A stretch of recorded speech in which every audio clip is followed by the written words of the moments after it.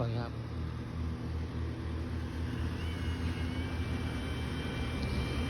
แก๊สซิ่งเหรอเงย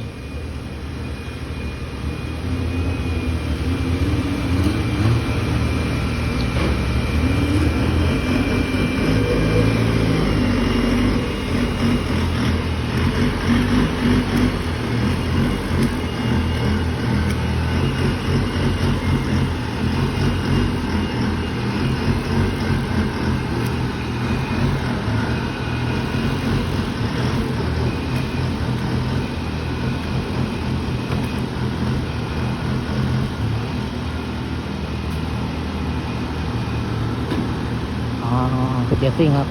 เมื่อกี้เห็นเขาลงไป2แล้วร้านแรกมีเวลาร้าน2เป็น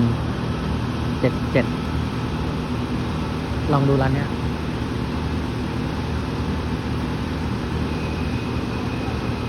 เขา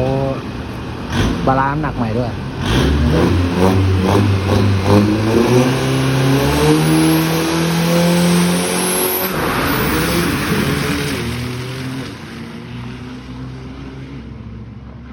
พูดไม่เห็นด้วย7.5 เลย 7.57โอ้ยฟุต 1.175 ครับ 292 กิโลเมตรต่อชั่วโมงครับ